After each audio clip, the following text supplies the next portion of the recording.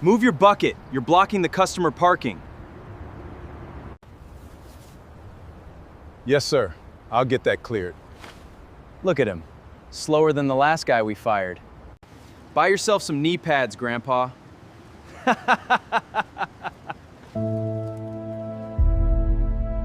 What they didn't know was that the slow old man they just humiliated held every one of their commission checks in his hands. Move your bucket, you're blocking the customer parking. Devin Hale kicked the detailing bucket and soapy water splashed across Otis Calloway's boots. 69 years old. Bad back, he said quietly. Yes, sir, I'll get that cleared. Look at him. Slower than the last guy we fired. Devin leaned in close. How much they pay you to shine rims, old man? That why you smell like tire shine and sweat. Otis kept wiping down the fender of the silver sedan in front of him. I'm sorry for being in the way, sir. Sorry, don't sell cars, Devin said, loud enough for two other salesmen to hear and laugh. He dropped a $5 bill on the hood of the car next to Otis and walked away. Buy yourself some knee pads, Grandpa. They walked off laughing, phones already out, already filming.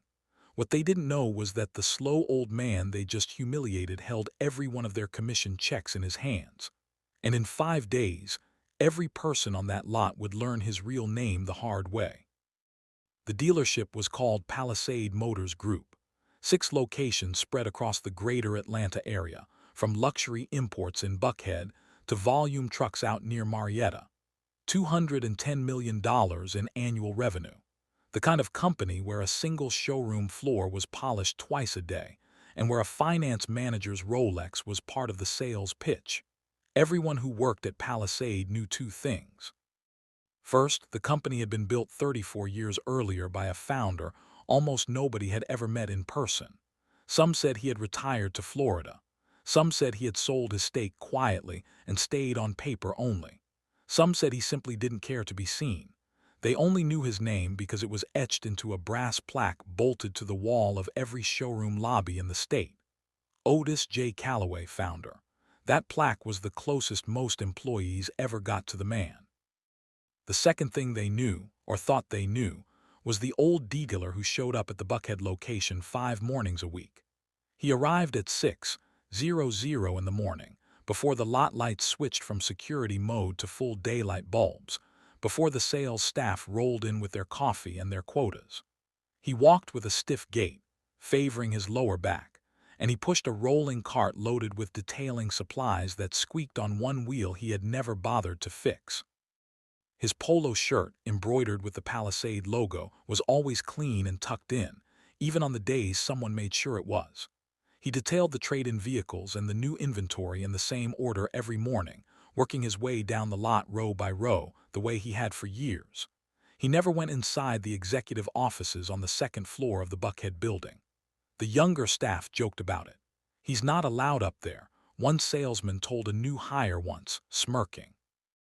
That's where the real decisions get made. The new hire laughed along, not knowing any better. Nobody ever asked the old man his last name. Most of them called him hey or you or old-timer, or when they were feeling generous, sir, for about a week before they forgot even that. His name was Otis Calloway. He was the founder, the chairman, and the majority owner of the entire dealership group, and he had been detailing cars on his own lots for 9 years. Only 3 people at Palisade knew the truth. The first was Renee Popplewell, his executive assistant of 23 years, a soft-spoken woman in her early 60s who met him in the employee stairwell every morning before anyone else arrived, and had never once let the secret slip. The second was Diane Osai, the chair of the board, who called Otis every Sunday evening to review the coming week's business across all 6 locations. The third was Hollis Boone, the head of the service department and a 2-tour Army veteran, who recognized another old soldier when he saw one, and had never asked Otis a single question about why the founder of a $200 million company spent his mornings buffing paint. Hollis simply nodded to him every day like a man reporting for duty, and Otis nodded back. Nobody else ever noticed the exchange. Why did he do it? Why would the owner of 6 dealerships spend his mornings on his knees polishing rims for salesmen who called him Grandpa? The answer went back to a Ferris Brothers Motors lot in Macon, Georgia, in the fall of 1971. Samuel Calloway, 39 years old, a machinist who had saved for 6 years to buy his family's first reliable truck, walked onto that lot with cash in an envelope in his coat pocket. He waited by the fence for 40 minutes while 3 white customers who arrived after him were greeted first. When a salesman finally acknowledged him, the man looked at the cash, looked at Samuel, and said loud enough for the other customers to hear, "We don't usually let your kind finance here, but since you're paying cash, I suppose we can make an exception." Samuel stood there and said nothing, because there was nothing he could say that wouldn't cost him the truck he needed to get to work. They sold him a vehicle with a cracked transmission mount they never disclosed, and it failed within 4 months. Otis was 9 years old. He was sitting in the car outside, waiting, and he saw his father come out of that office with his jaw tight and his eyes wet, holding keys to a truck that would leave them stranded on a county road before winter was over. 17 years later, Samuel Calloway was dying of heart failure in a small house outside Macon. He held his grown son's hand and said, "Otis, build something different. Don't you ever let a man's uniform decide how he gets treated on your lot, because a title on a business card lies and a paycheck lies, but how you treat the man sweeping your floor when he can do nothing for you, that's the only truth that matters." Otis Calloway never forgot those words. Every Monday morning for 34 years, he chose one dealership location. He put on the detailing uniform. He worked the lot. He listened. He watched. And he learned exactly what kind of people his managers really were when they believed no one important was watching. There was one more thing nobody at Palisade knew. For the past 5 months, Otis had been quietly assembling a case. Forged loan documents, inflated add-on packages sold to elderly customers who never asked for them, electronic signatures submitted to lenders that the customers had never actually provided. Someone inside the finance office was running a scheme that had already cost dozens of buyers thousands of dollars they couldn't afford to lose, and Otis had every document. This particular week, Otis had chosen the Buckhead location, sales and finance. He had no idea that a 25-year-old salesperson named Kayla Mercer was about to make the worst decision of her career, and that Friday, as always, was payday. It started small on Monday morning at 6:50 when Kayla Mercer pulled into the lot with an iced coffee and saw Otis on his knees at the base of a display Cadillac, wiping brake dust from a wheel well. She smiled, tilted her cup, and poured half of it onto the concrete beside his hands. "Whoops," she said. Otis looked up at the spreading puddle, then at her. "Morning, ma'am. I'll get that cleaned up." "You'd better," she said. "We've got a walk-in at 9 and this whole row needs to shine." She turned to leave, then stopped, pulled a $1 bill from her purse and dropped it near the puddle. "Tip Grandpa.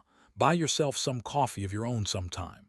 By 9:30 she was in the break room showing the video she'd filmed to her coworker Devin Hale. He watched it twice, laughing both times. "Bro, he looks like his knees are gonna give out," he said. "Right," Kayla said. "And the smell of that tire shine on him, I swear." Devin looked out across the lot and saw Otis pushing his supply cart toward the next row. He walked out, and as Otis passed, kicked a bucket of soapy water sideways, splashing towels and sponges across the pavement. "Oops," he said. "Slippery out here. Might want to mop that, huh?" Otis looked at the mess, looked at Devin, and said nothing. He knelt down, slower than he wanted to because of his back, and began gathering the scattered supplies. Preston Ford saw the whole thing from the showroom entrance. He was the general sales manager, 36 years old, a man who wore his ambition the way other men wear cologne, a little too much of it applied a little too often. He watched Devin kick the bucket, watched Otis kneel to clean it up, and made eye contact with Kayla through the glass. He didn't say a word. He simply smiled, a small, satisfied smile, and gestured for her to step into his office. "Listen," he said once the door was closed, "I didn't see anything happen out there, but if a couple of you wanted to write up some notes about how slow he's gotten, how a customer complained about the lot looking messy this morning, I could have him processed out by Friday."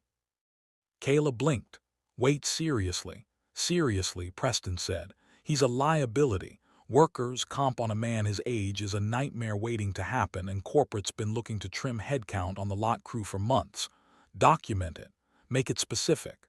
Make it sound serious. Kayla's face lit up like she'd just been handed a promotion instead of a plan to get an old man fired. By early afternoon, 5 of them were gathered near the detailing bay. Kayla, Devin, a salesperson named Marissa, a lot attendant named Tyler, and a finance associate named Brandon. They had filled 3 spray bottles with water from the customer lounge, and when they saw Otis rolling his cart around the corner, emptied all 3 across the concrete at once, creating a wide, glistening puddle that crept toward a row of parked trade-ins. "Big spill, Grandpa," Kayla called out, hand over her mouth in mock horror. "We need you over here, it's an emergency." Otis set down his cart, walked over, looked at the water, looked at the 5 of them with their phones already raised, and understood exactly what this was. He knelt down. Marissa started a stopwatch on her phone. "I'm saying 12 minutes," she said. Devin guessed 15. "Look at him, he's basically fossilized." Otis wrung out his towel and began. The 5 of them formed a loose half-circle, counting out loud together. 1 Mississippi, 2 Mississippi, 3 Mississippi, until Devin started clapping along with the count, slow and deliberate, and the others joined in, clapping in unison while a 69-year-old man mopped up water they had poured out for him on purpose. Near the end, Devin poured a second hidden bottle onto the fresh puddle just as Otis was finishing. "Oops, my hand slipped," he said, and the group burst out laughing. Otis's right knee had split the skin of his uniform pants against the concrete. He said nothing. He moved his towel to the new puddle and kept working. That was Monday. Tuesday was worse. Kayla arrived at 8 in the morning and created a private group chat called Too Slow Challenge. She added 11 people. By lunch, there were 19. By the end of the day, there were 26. People were posting candid photos of Otis from across the lot, at the wash bay, wiping a windshield, eating his lunch alone in the parts department stockroom, with captions like "Day 2 Tortoise Update," and "I'll pay $20 if he finishes before we close," and "Somebody check if he's still breathing over there." Brandon made a meme layering Otis's face onto a cartoon turtle. It circulated through 3 other Palisade locations by that evening. But the worst moment happened during the lunch rush in the customer lounge, where 14 employees were eating and scrolling their phones. Otis walked in pushing his cart to wipe down a coffee spill someone had left on the counter by the window. Kayla climbed up onto a chair. "Ladies and gentlemen," she announced, arms spread wide like a ringmaster, "welcome to day 2 of the Grandpa Detailing Challenge. Will he finish before the lunch rush ends? Place your bets now." People laughed. Someone whistled. Devin stood and started clapping, slow and deliberate like a metronome, and Marissa joined in, then Brandon, then Tyler, then a parts associate Otis had never spoken a word to in his life. Then somebody, nobody could later say who started it, began chanting, "Too slow, clap clap, too slow." Within 30 seconds the entire lounge had picked it up, 14 voices pounding out the rhythm with their hands while an old man wiped down their coffee counter. Otis stopped. He set down his rag. He straightened up slowly, painfully because of his back, and he looked around the room at every single face, 14 of them, and he said nothing. He simply looked and he memorized. Then he picked his rag back up and finished the counter. Standing in the doorway, unnoticed, was Holly's Boone. He had heard the chanting from the service bay. He raised his phone and recorded 2 minutes and 31 seconds of footage, the clearest evidence yet of what 14 people were willing to do to one quiet old man on his lunch break. When Otis finished, he turned to Kayla, still standing on her chair, and said quietly, "Young lady, does your mother know what you're doing here?" The room went still for a beat. Kayla recovered fast, laughing loud and performative. "My mother knows I clear 6 figures in commission most years, Grandpa." "How much do you make?" Half the room went, "Ooh." Otis looked at her for a long moment. "More than you'd think, miss," he said. "More than you'd think." He pushed his cart out of the room. By Wednesday, the harassment had become organized.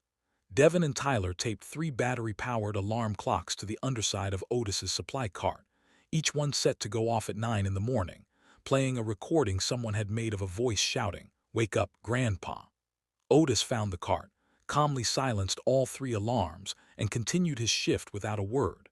The video of the moment reached over 190,000 views by that night, shared across 3 neighboring counties, local groups. On Wednesday afternoon, Preston Ford quietly pulled 3 older service technicians' files and began drafting write-ups for each of them, coaching 2 other managers on how to make the documentation look routine. He told one manager over coffee that corporate had been signaling for a while that they wanted the average age on the lot crew and shop floor brought down, and that Otis's file was simply the easiest one to close first, since nobody would ask questions about a dealer. Thursday, Kayla ordered a sheet cake from a bakery near the dealership and had it delivered that morning. The icing read in bright pink script, "Happy Retirement, Grandpa, finally." She carried it into the break room and set it on the counter while Otis was cleaning the coffee machine. "Here, sweetheart," she said, sliding a plate toward him. "We got you a going-away cake. Consider it your severance." Marissa snickered from the corner. Careful, sugar's bad for him at his age. Preston walked through, saw the cake, posed for a photo with 3 of the women and posted it to his own social media that afternoon with the caption, "Team culture at its finest, #Monday motivation, #Palisade family." He had cropped Otis out of the frame entirely. Otis did not eat the cake.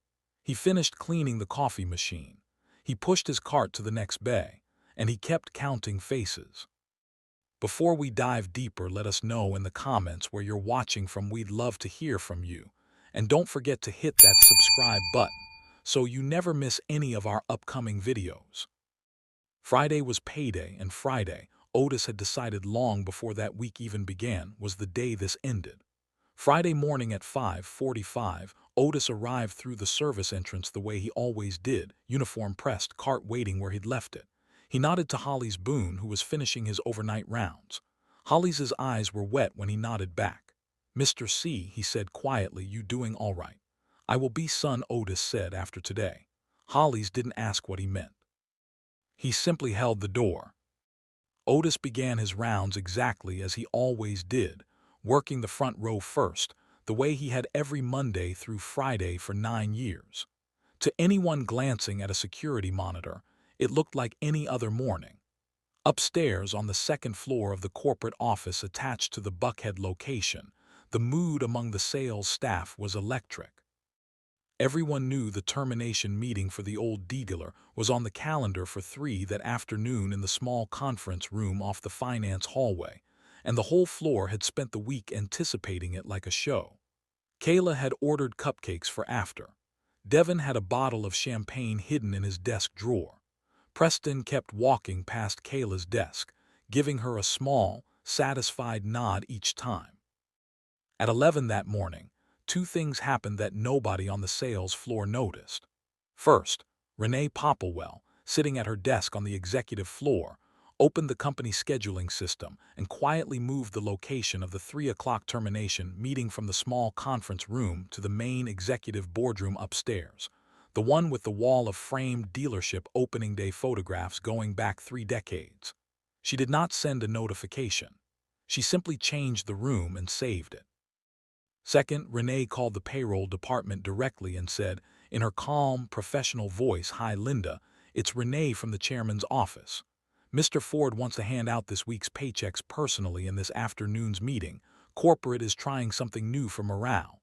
Could you bring the full batch up to the executive boardroom by 2:30? Yes, all of them across all 6 locations. Thank you so much." Preston Ford had asked for no such thing. He had no idea Palisade still cut physical checks for a portion of its hourly staff, and he had certainly never heard the name Samuel Calloway in his life. By 12:15, 380 crisp white envelopes sat stacked neatly on the long table in the executive boardroom, each one printed with an employee's name, each one containing a paper paycheck with a signature line still blank in the bottom right corner. At 1 o'clock, Preston got a notification that the meeting location had changed. He frowned and called Renee directly. "Hey, the write-up meeting at 3, why's it moved to the boardroom?" Renee's voice stayed perfectly even. Mr. Calloway asked to handle payroll himself this afternoon, she said. He wanted to be present for it. Otis Calloway is coming down for that, Preston asked, surprised. He never comes down for anything below regional manager level. Renee didn't answer that directly. He asked for the boardroom, she said. We'll see you there at 3. Preston shrugged it off. Strange, but harmless. Fine, he said, we'll be there. At 2:45, Otis rolled his cart into the service elevator and pressed the button for the top floor. When the doors opened, Renee was waiting, a garment bag draped over her arm. Mr. Calloway, she said. Renee, he replied. Neither of them smiled. There was nothing to smile about yet. They walked together to his private office at the end of the hall, the one no one on the sales floor knew existed, with his name etched in small brass letters on the door that almost nobody had ever looked at closely enough to notice. Inside, on the desk, sat a heavy silver fountain pen, the same one he had used to sign every payroll batch for 34 years. He removed the detailing gloves. He removed the polo shirt. Renee helped him into a charcoal suit, crisp white shirt, deep blue tie. She straightened his cufflinks. A gold ring engraved with the initials SC for Samuel Calloway had sat on his right hand for 40 years. He looked at himself in the mirror. Papa, he said quietly, I built it. Renee handed him a black leather folio. Inside were bank records, falsified loan applications, forged signature logs, and photographs of a finance office computer terminal accessing a customer database late at night when no legitimate transaction was occurring. 5 months of careful, patient work.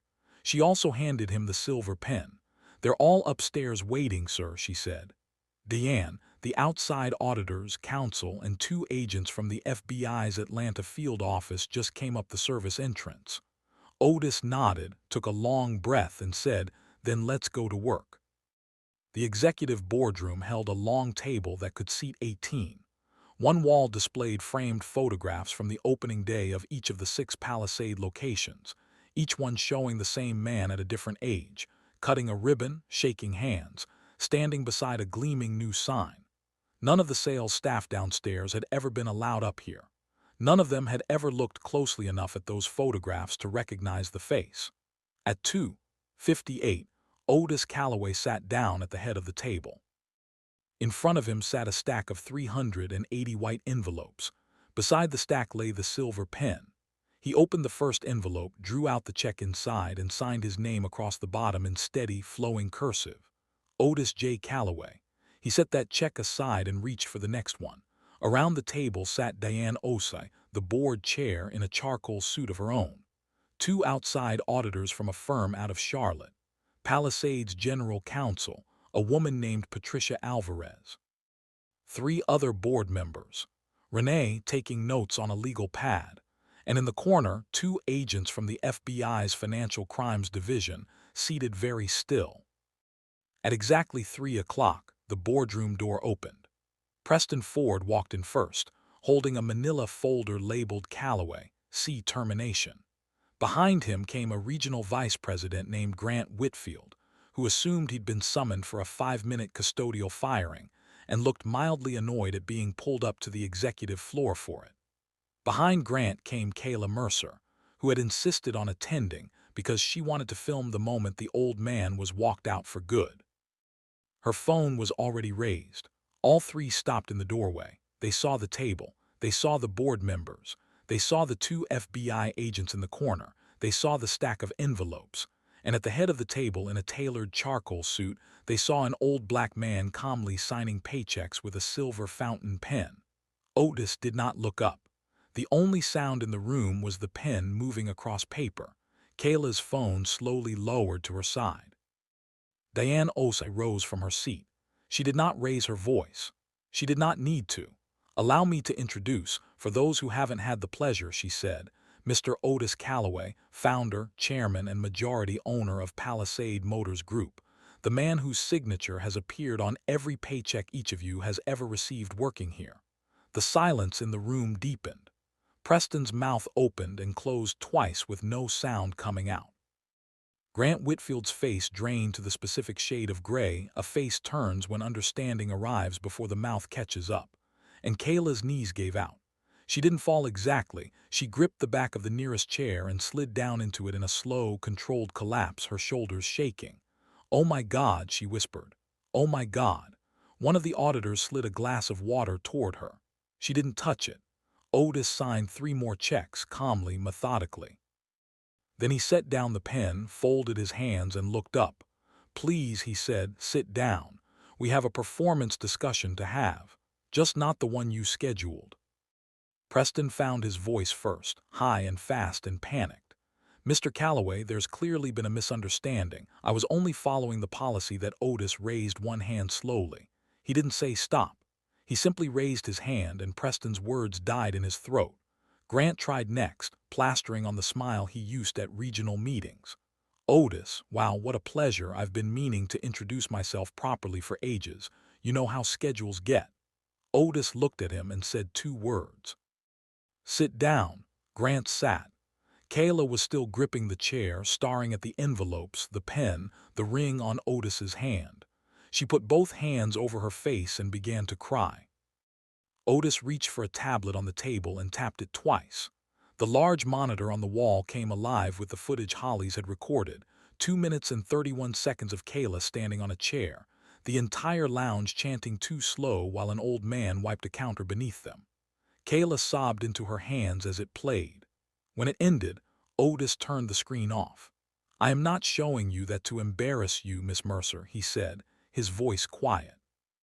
"I am showing it to you because in a few minutes I am going to ask you a question, and how you answer it will decide whether you leave this building today with a future in this industry, or without one." He turned toward the wall of opening day photographs and pointed to the earliest one, a young man in his 30s standing beside a small used car lot, holding a set of keys. "That is me," he said, 35 years old. "I opened that first lot the year after my father died. My father was a machinist who saved for 6 years to buy his family a truck, and a dealership in Macon, Georgia made him wait outside the door while it served every white customer who walked in after him. He was insulted to his face and sold a broken vehicle at full price because he had no way to fight back. I built Palisade so that would never happen to another person on my lots. For 34 years, mostly, it hasn't." He turned to Grant Whitfield. "This was meant to be a separate conversation," he said, sliding the leather folio down the table until it stopped directly in front of him, "but since we're all here, open it." Grant did not move. Otis opened it for him. Meridian Auto Solutions, Falcon Warranty Group, Bridgeport Financial Services, 3 shell vendor companies incorporated by your brother-in-law, all paid by Palisade's finance office over the last 14 months, all funneling through fabricated loan add-ons submitted under forged customer signatures. Total, $3.6 million, much of it charged directly to elderly buyers who never approved a single one of those packages. Grant's face went from gray to white. The 2 FBI agents stood. "Mr. Whitfield," the senior agent said, "stand up and place your hands behind your back." Grant didn't move at first, staring at the folio. A line of sweat broke along his hairline. "Mr. Whitfield, stand up." He stood. The agent read him his rights in a calm, even voice. The cuffs clicked into place.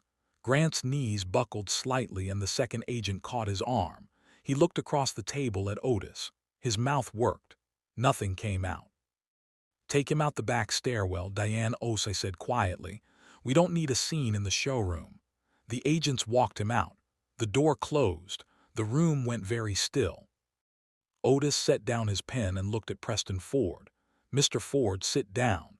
Preston sat, not realizing he had still been standing. "What is happening to you is not happening because you tried to fire me," Otis said. "People have tried to fire me before.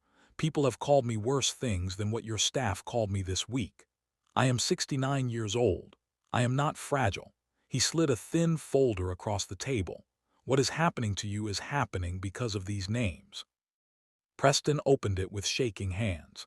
Inside were 9 personnel files, each one a former Palisade employee over the age of 60, each one pushed out of the company within the last 18 months. Walter Grimes, 20 years of service. Louise Abernathy, 17 years. Ray Delgado, 19 years. The list continued.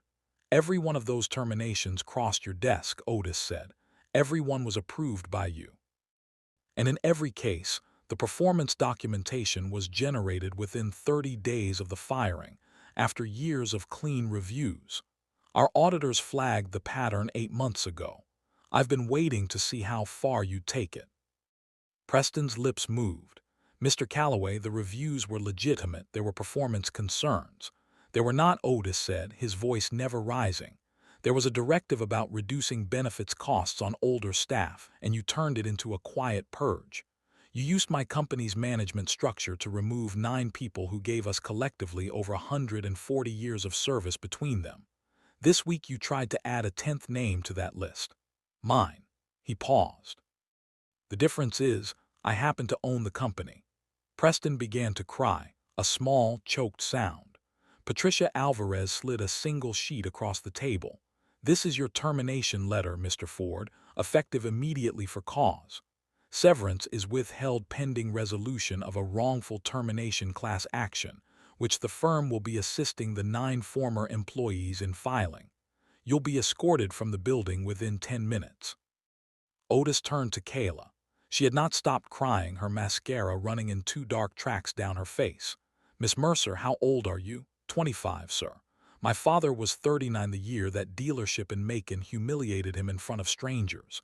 He wore the same kind of uniform you watch me wear this week.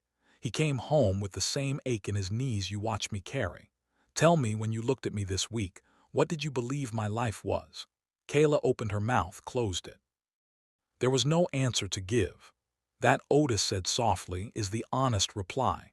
You didn't think of me at all.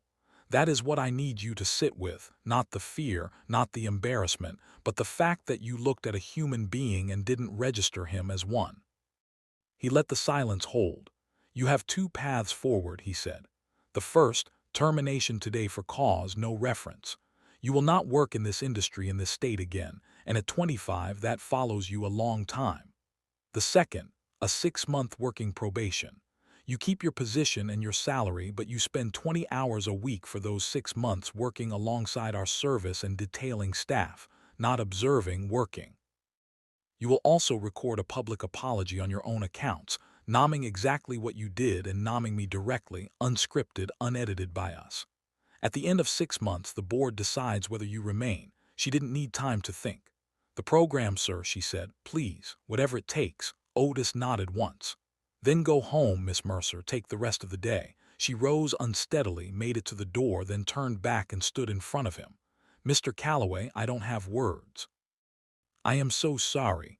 Otis looked at her for a long moment. I know you are a child, he said. The work starts now. She left. Otis picked up his pen and worked through the rest of the stack in near silence, 377 more checks until every envelope was signed. He slid the completed pile toward Renee. Make sure everyone's paid on time, he said. It's Friday. Yes, sir, she answered, gathering the envelopes and carrying them out. By Monday morning, the entire company knew. Otis asked Diane to call a mandatory town hall, all 380 employees across all 6 locations, in person where possible, by video for the rest, 9 o'clock sharp, no exceptions. Otis stood at the podium in the same charcoal suit, no notes in his hands. My name is Otis Calloway, he began.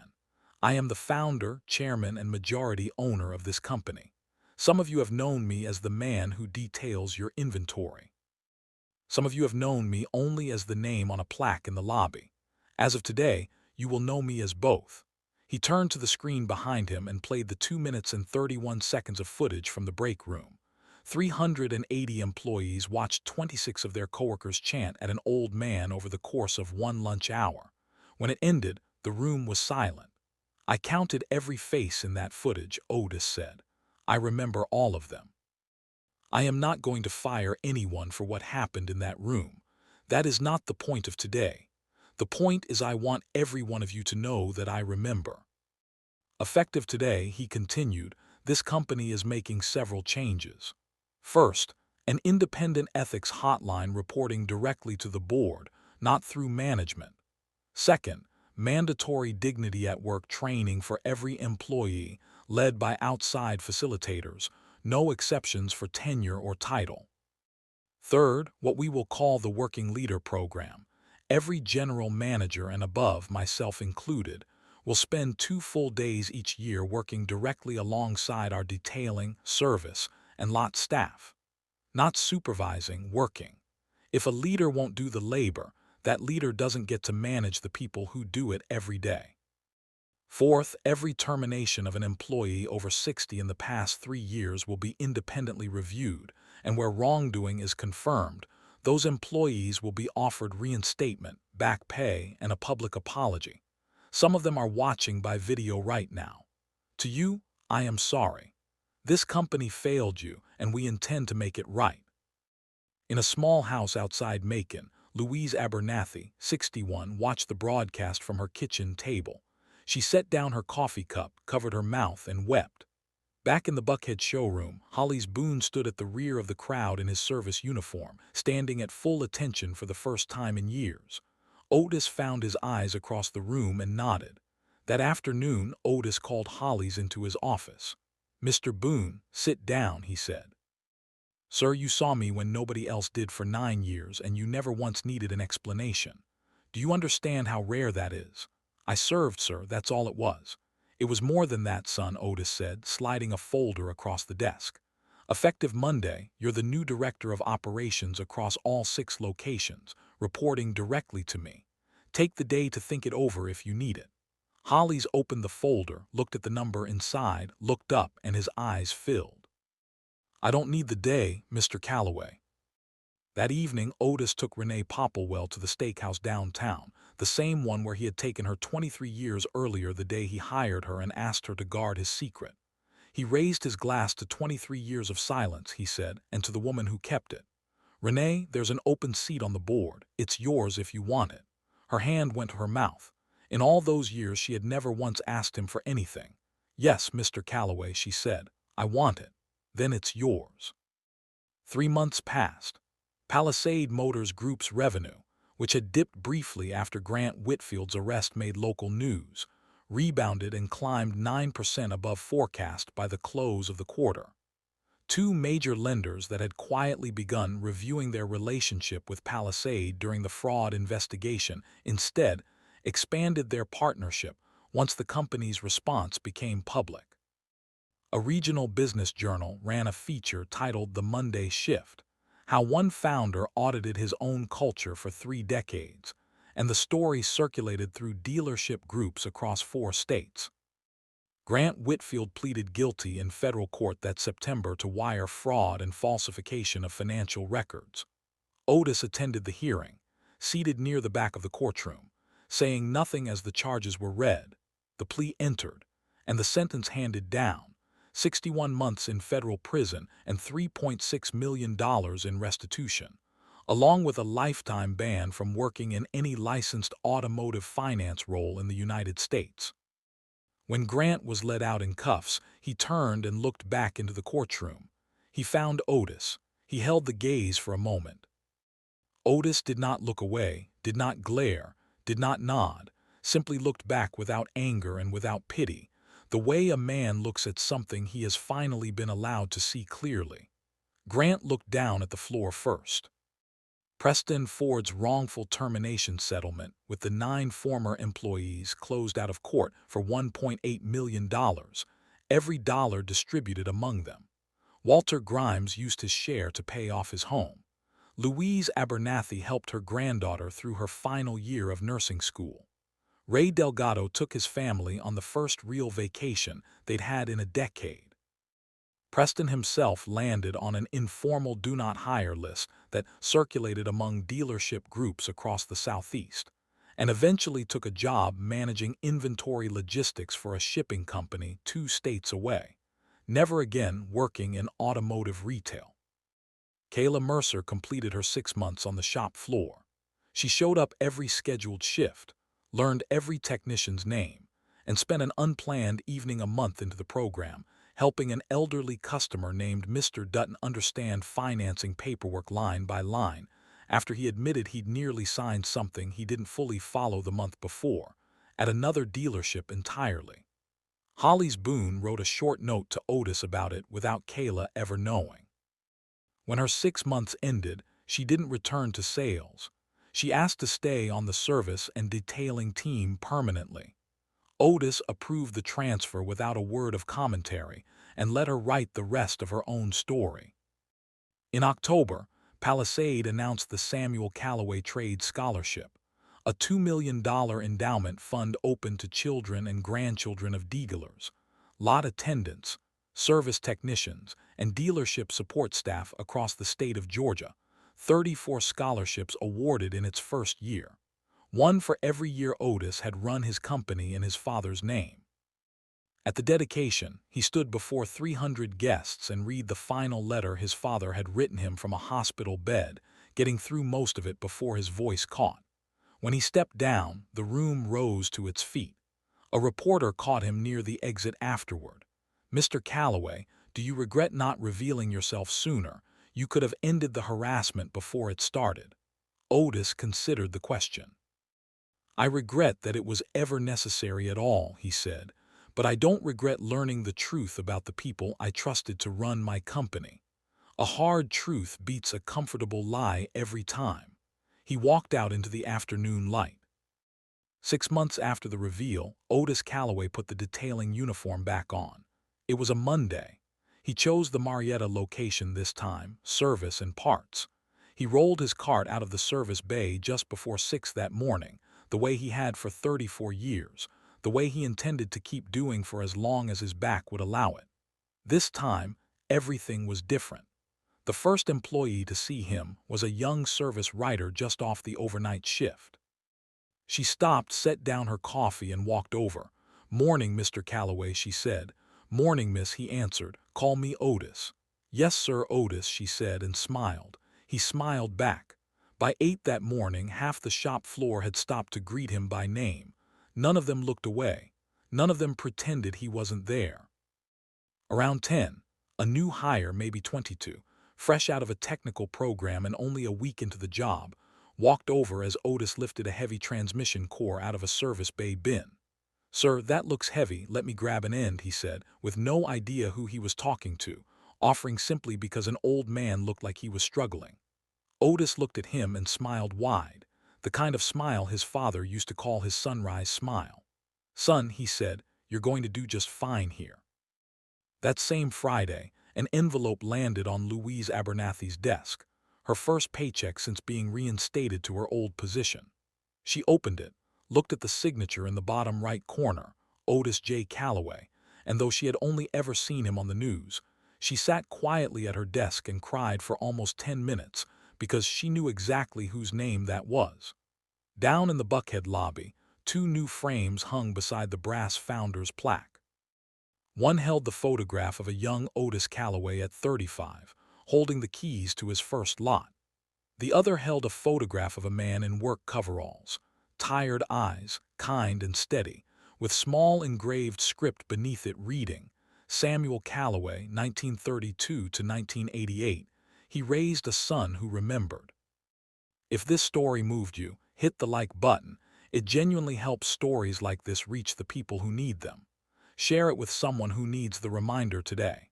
And subscribe, because next week we're telling the story of a young black attorney who was mistaken for the courthouse janitor on her very first day. What the judge did about it will leave you speechless. Until then, be the person who sees people.